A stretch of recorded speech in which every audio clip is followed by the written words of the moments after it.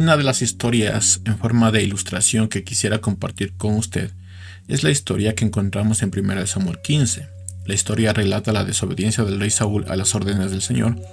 Dios le había instruido a destruir completamente al pueblo de Amalek por su maldad contra Israel.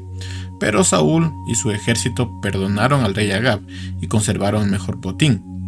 Cuando Samuel el profeta confrontó a Saúl por su desobediencia, este trató de justificar sus acciones, pero Samuel le recordó que la desobediencia es más importante que los sacrificios.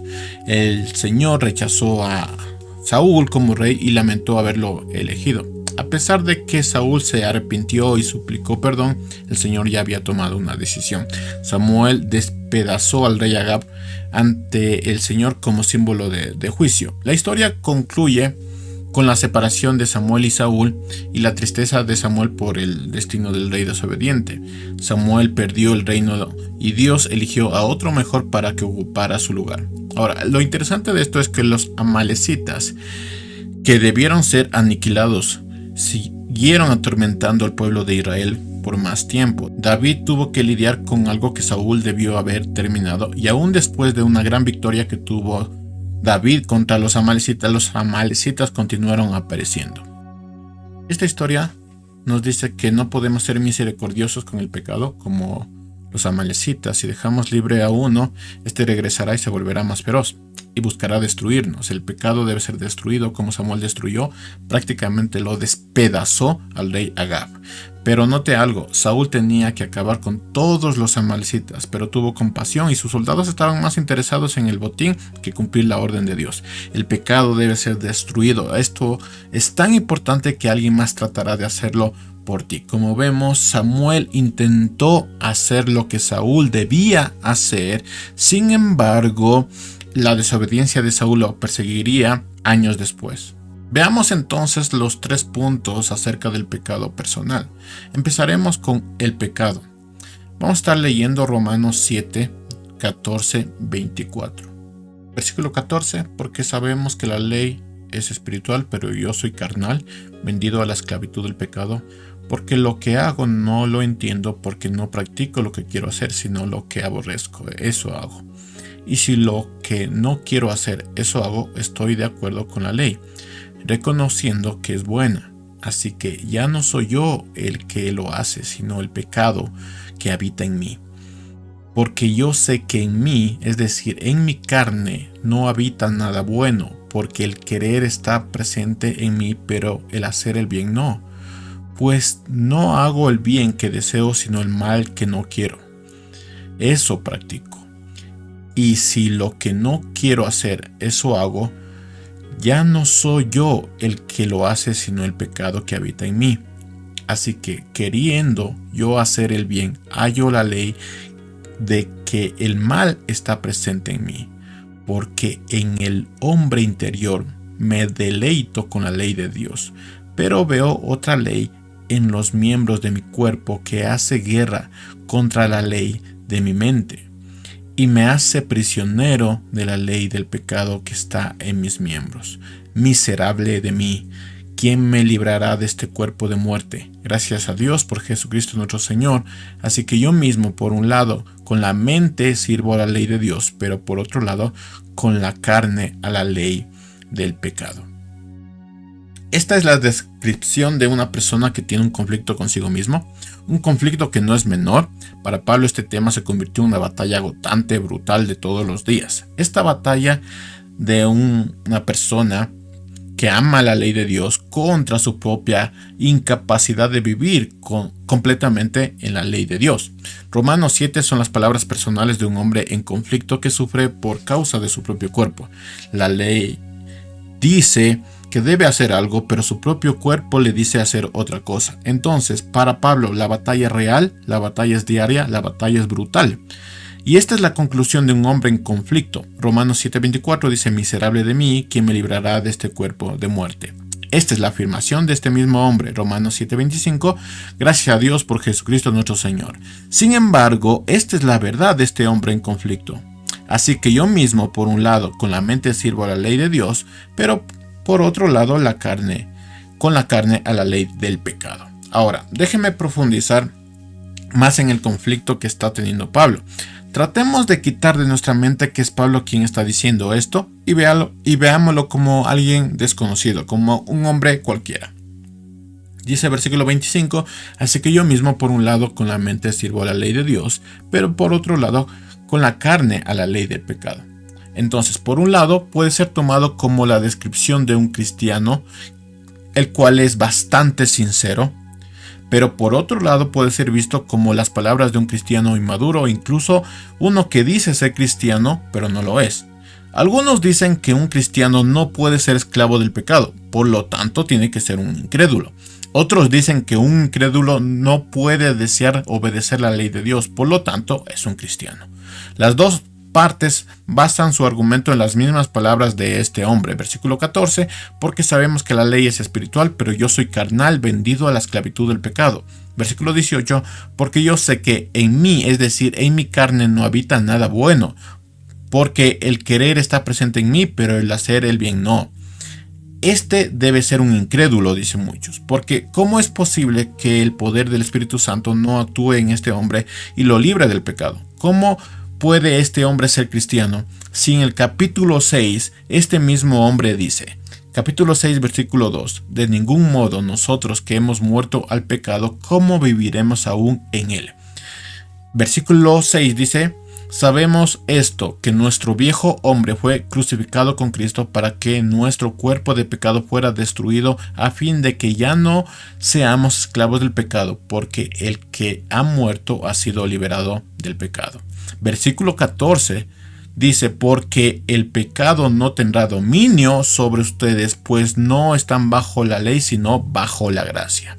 Y esto solo es una pequeña muestra de lo que dice este hombre acerca del pecado. Pero un capítulo más adelante, capítulo 7, versículo 14, dice este mismo hombre, porque sabemos que la ley es espiritual, pero yo soy carnal, vendido a la esclavitud del pecado. Versículo 18, porque yo sé que en mí, es decir, en mi carne no habita nada bueno, porque el querer está presente en mí, pero el hacer el bien no. Entonces, ¿cómo puede este hombre ser un cristiano? Para darle una respuesta a esto, debemos entender que el énfasis del capítulo 6 está en la nueva naturaleza en Cristo. El capítulo 7 se enfoca en lo que todo cristiano sabe. ¿Qué sabe el cristiano? ¿O qué debería saber el cristiano? Todo cristiano sabe o debería saber que aunque somos nueva criatura en Cristo, el pecado ya no nos domina, el pecado todavía sigue siendo un problema. Aún siendo nueva criatura, redimidos, comprados por Cristo, el pecado todavía sigue siendo un problema. Pablo nunca dijo que a partir de ser nueva criatura en Cristo seremos inmunes al pecado. De hecho, nos advirtió acerca del pecado aún siendo nuevas criaturas. Dice el capítulo 6, versículo 12, por tanto, no reine el pecado en su cuerpo mortal para que ustedes no obedezcan a sus lujurias, ni presenten los miembros de su cuerpo al pecado como instrumento de iniquidad, sino preséntense en ustedes mismos a Dios como vivos de entre los muertos y sus miembros a Dios como instrumentos de justicia. Lo que vemos en el capítulo 7 es la desesperación de un hombre que ha sido comprado por Cristo luchando contra su propia naturaleza. Es decir, aún siendo santos, el pecado todavía nos puede estar diciendo qué hacer, puesto que mora en nosotros. Y por esa propia naturaleza que tiene la carne, podemos caer en su influencia. Si afirmamos que no tenemos problemas con el pecado, ¿por qué entonces Pablo nos pide que hagamos esto? Capítulo 6, versículo 12. Por tanto, no reine el pecado en su cuerpo mortal para que ustedes no obedezcan a sus lujurias, ni presenten los miembros de su cuerpo al pecado como instrumentos de iniquidad, sino preséntense en ustedes mismos a Dios como vivos de entre los muertos y sus miembros a Dios como instrumentos de justicia. Dice más adelante, versículo 19, mismo capítulo, hablo en términos humanos por causa de la debilidad de su carne, porque de la manera que ustedes presentaron sus miembros como esclavos a la impureza y a la iniquidad, para iniquidad, así ahora presenten sus miembros como esclavos a la justicia para santificación. Así que nuestra nueva naturaleza, nuestra identidad en Cristo no quiere pecar. pero es nuestra carne que sí lo quiere hacer. Es esa nueva naturaleza que viene de confiar en Cristo, de entregar nuestra vida, la que debe cuidarse de no pecar, porque la carne todavía está ahí.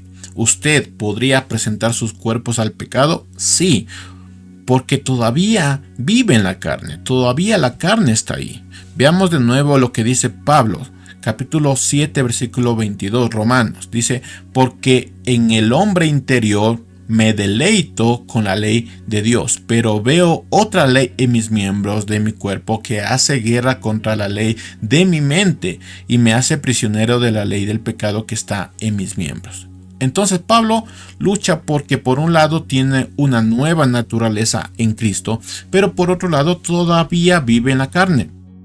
Ahora, esto puede parecer una justificación del pecado y no sujetarnos a la ley de Dios. Sin embargo, un capítulo más adelante, Pablo nos dice esto en el capítulo 8, versículo 6. Porque la mente puesta en la carne es muerte, pero la mente puesta en el espíritu es vida y paz. La mente puesta en la carne es enemiga de Dios porque no se sujeta a la ley de Dios, pues ni siquiera puede hacerlo.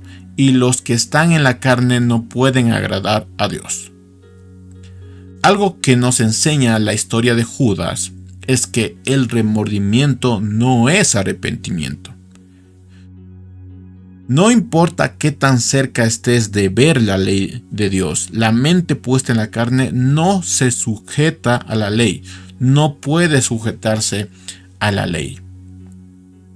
Y aquí entramos en el tema de la conciencia. Las palabras de Pablo en Romanos 7 se asemejan a algo que encontramos en los Salmos. Encontramos en Salmos 38 esto, versículo 1. Señor, no me reprendas en tu enojo, ni me castigues en tu furor, porque tus flechas se han clavado en mí y sobre mí ha descendido tu mano. Nada hay sano en mi carne a causa de tu indignación. En mis huesos no hay salud a causa de mi pecado, porque mis iniquidades han sobrepasado mi cabeza, como pesada carga. Pesan mucho para mí, mis llagas huelen mal y supuran a causa de mi necedad. Estoy encorvado y abatido en gran manera, y ando sombrío todo el día, porque mis lomos están inflamados de fiebre, y nada hay sano en mi carne. Estoy entumecido y abatido en gran manera, gimo a causa de la agitación de mi corazón. Y usted puede seguir leyendo el Salmos 38. Lo que encontramos en el Salmo 38 se asemeja a lo dicho en Romanos 7, a un hombre desesperado, batallando. La gran diferencia entre estos dos textos es que Pablo está hablando de su naturaleza pecaminosa y lo miserable que se siente al tenerla. El salmista está expresando la angustia de una conciencia acusadora después de haber pecado. Las palabras en el Salmo 38 son las palabras de un hombre atormentado por su pecado. Dios ha puesto en nosotros una alarma, muchos lo llaman la alarma del alma. Esa alarma nosotros lo llamamos también la conciencia, la cual produce en nosotros culpabilidad, vergüenza, ansiedad, incomodidad, incluso enfermedad física. Y también podemos ver que produce depresión, etc. Algunas partes de nuestro cuerpo también son afectados físicamente por la conciencia. La conciencia no es dada como una alarma que no puede ser escuchada. De hecho, es una alarma tremendamente poderosa, tremendamente irritante para nuestro cuerpo. Es una alarma dada por Dios para saber cuándo nosotros hemos violado el estándar de una vida consagrada a Dios. La conciencia por sí misma no produce arrepentimiento, pero sí es lo suficientemente fuerte para hacernos saber que hemos quebrantado la ley de Dios. Algunos siglos después del Salmo 38, Pablo hablará de esta conciencia. En 2 Corintios 1:12 encontramos esto. Podemos decir con confianza y con una conciencia limpia que en todos nuestros asuntos hemos vivido en santidad y con una sinceridad dada por Dios. Hemos dependido de la gracia de Dios y no de nuestra propia sabiduría humana. Esa es la forma en que nos hemos comportado ante el mundo y en especial con ustedes. Esto lo dijo un hombre que en Romanos está diciendo que tiene una lucha con su naturaleza. Salmos 38 y 2 de Corintios nos muestra las dos caras de una conciencia, una limpia y una acusadora. El tema es que si usted quiere vivir con una conciencia limpia, tendrá que lidiar con su propio pecado. La pregunta es, ¿qué hacemos con el pecado? Si usted recuerda la historia de Saúl, Samuel y el rey Agag, recordará que el pecado debe ser destruido por completo.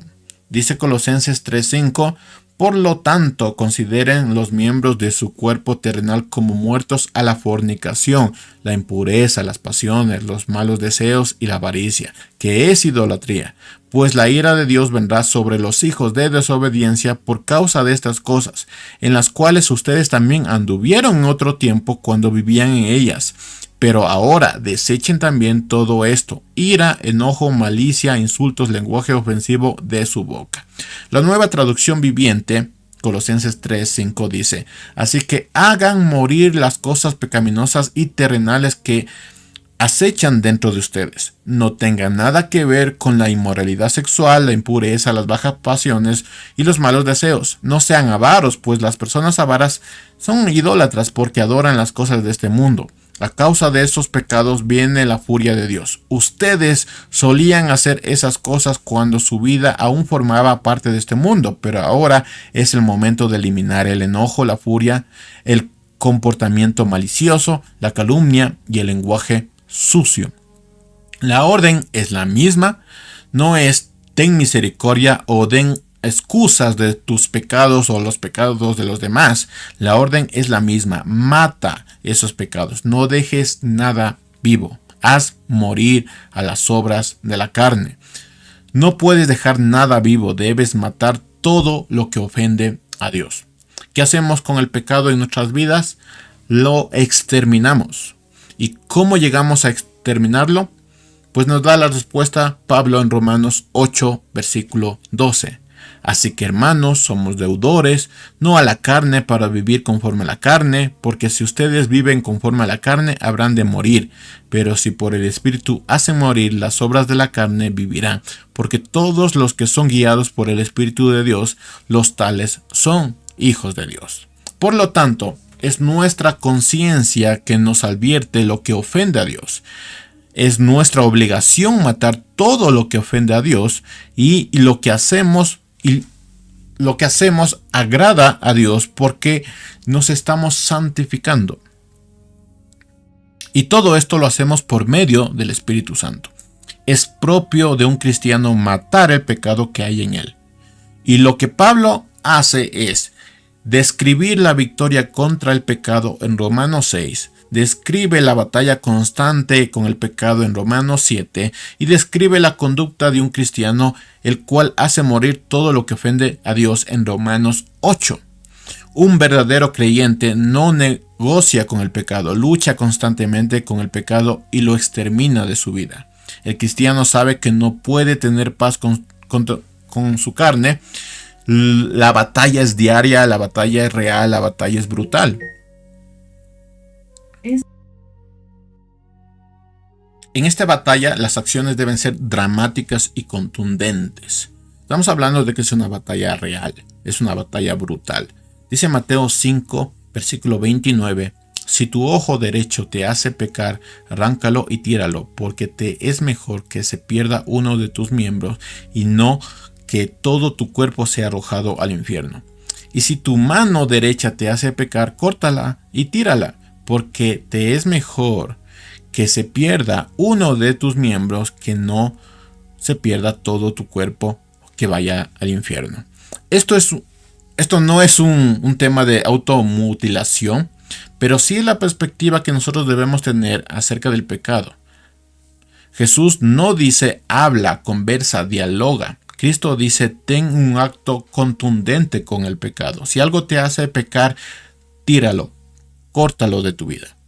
Tenemos una alerta para la batalla, esa es la conciencia, pero ella no puede pelear por nosotros. Es necesario que al oír esta alarma salgamos y hagamos retroceder a todo aquello que ofende el nombre de Dios y lo saquemos de nuestra vida. Usted debe matar el pecado que mora en usted diariamente hasta que Dios nos llame a su presencia. Y aquí hablaremos un poquito sobre la batalla. Tenga en mente esto, el pecado que mora en usted no se va a eliminar. Cantando himnos, asistiendo sin falta a la iglesia, llorando o mortificándose, no se va a eliminar. Y no es que no sea importante estas cosas, es bastante importante, pero es lo más básico que se espera de usted. La lucha es espiritual y no física, pero eso espiritual hace que tengamos un acto contundente con el pecado. Romanos 8:12 dice aquí, así que, hermanos, somos deudores, no a la carne, no debemos nada a la carne, para vivir conforme a la carne, porque si ustedes viven conforme a la carne habrán de morir, pero si por el Espíritu hacen morir las obras de la carne vivirán, porque todos los que son guiados por el Espíritu de Dios, tales son hijos de Dios. El Espíritu está ahí, pero usted debe ser activo en el proceso de hacer morir al pecado, no esperando que esto suceda mágicamente y que no esté más en su vida. La batalla consiste en esto. Primero, no le dé paso a los deseos carnales. El pecado debe ser atacado aun cuando esté lejos. Dice 1 Pedro 2:11, amados, les ruego como extranjeros y peregrinos que se abstengan de las pasiones carnales que combaten contra el alma. Mantengan entre los gentiles una conducta irreprochable a fin de que en aquello que les calumnian como malhechores, ellos por razón de las buenas obras de ustedes y glorifiquen a Dios en el día de la visitación. 1 Corintios 6:18, huyan de la fornicación. Todos los demás pecados que un hombre comete está fuera del cuerpo, pero la fornicación peca contra su propio cuerpo. Lo primero que debemos hacer con la lucha contra el pecado es no intentar luchar, simplemente es no luches. El pecado debe ser detenido antes de que entre en el campo de batalla. Si usted tiene una lucha con el pecado, no esté cerca de nada de lo que le haga entrar en este campo de batalla. Deshágase de todo lo que haga entrar en esta lucha. No admita nada que lo haga luchar. Lo interesante de esto es que si es que empieza la lucha, posiblemente no tenga las fuerzas para luchar. Como nuestra naturaleza es pecaminosa, es posible que perdamos la batalla. Así que no aliente el deseo pecaminoso, deténgalo antes de que suceda. ¿En qué consiste la batalla? Ya vimos que usted no debería luchar. Si ve a su enemigo lejos, no deje que entre en el campo de batalla. Lo segundo, en cuanto a la batalla, es que debemos hacer de Cristo nuestra meta. 1 de Juan 3 dice, miren cuán gran amor nos ha otorgado el Padre, que seamos llamados hijos de Dios, y eso somos. Por esto el mundo no nos conoce porque no lo conoció a Él. Amados, ahora somos hijos de Dios y aún no se ha manifestado lo que habremos de ser. Pero sabemos que cuando Cristo se manifieste seremos semejantes a Él porque lo veremos como Él es. Y todo el que tiene esa esperanza puesta en Él se purifica así como Él es puro. Cuando hacemos de Cristo la meta de nuestra vida es inevitable que nos parezcamos cada vez más a Él. Si la meta es Cristo, vamos a desechar todo lo que nos aparta de Cristo. Dice Salmo 119, versículo 9, ¿cómo puede el joven guardar puro su camino? Guardando tu palabra. Versículo 10, con todo mi corazón te he buscado, no dejes que me desvíe de tus mandamientos. En mi corazón he atesorado tu palabra para no pecar contra ti. Bendito tú, oh Señor, enséñame tus estatutos. He contado con mis labios de todas las ordenanzas de tu boca. Me he gozado en el camino de tus testimonios más que en todas las riquezas. Meditaré en tus preceptos y consideraré tus caminos. Me deleitaré en tus estatutos y no olvidaré tu palabra. Sí, es un texto para los jóvenes, pero si todos tenemos a Cristo como nuestra meta, buscaremos no ofenderlo. Más bien, buscaremos aprender y vivir en sus estatutos. La palabra de Dios nos acerca a Cristo, pero también es la espada con la que nosotros despedazamos el pecado que hay en nosotros. ¿En qué consiste la batalla? Ya vimos que no deberíamos luchar, no deberíamos entrar en el campo de batalla. Lo segundo es hacer de Cristo nuestra meta. Y tercero, pidamos ayuda. Hebreos 4:15 dice: porque no tenemos un sumo sacerdote que no pueda comparecer de nuestras flaquezas, sino uno que ha sido tentado en todo como nosotros, pero sin pecado. Por lo tanto, acerquémonos con confianza al trono de la gracia para que recibamos misericordia y hallemos gracia para la ayuda oportuna. El Señor no nos ha dejado solos, pero es necesario que aprendamos a depender de Él. La oración es la muestra de que dependemos de Él. En momentos en que la batalla contra nuestro pecado parezca imposible ganarla, oremos por ayuda oportuna. ¿En qué consiste la batalla? No entrar en el campo de batalla. Segundo, buscar a Cristo de todo corazón, hacer de Cristo nuestra meta. Tercero, orar por ayuda oportuna. De eso se trata la batalla con el pecado. Segunda de Corintios 1:12 dice: podemos decir con confianza y con una conciencia limpia que en todos nuestros asuntos hemos vivido en santidad y con sinceridad dada por Dios. Hemos dependido de la gracia de Dios y no de nuestra propia sabiduría humana. Esa es la forma en que nos hemos comportado ante el mundo y en especial con ustedes. Pablo habla de una conciencia limpia porque lucha con el pecado, luchó contra el pecado y no solo era consciente de su naturaleza, sino que era un luchador efectivo contra su propia naturaleza. La lucha contra el pecado no tiene ningún misterio, simplemente es tener una disciplina personal. Como lo dice en Romanos 8, por medio del Espíritu hacemos morir los deseos de la carne, pero esto no es algo mágico, es necesario que tengamos disciplina personal.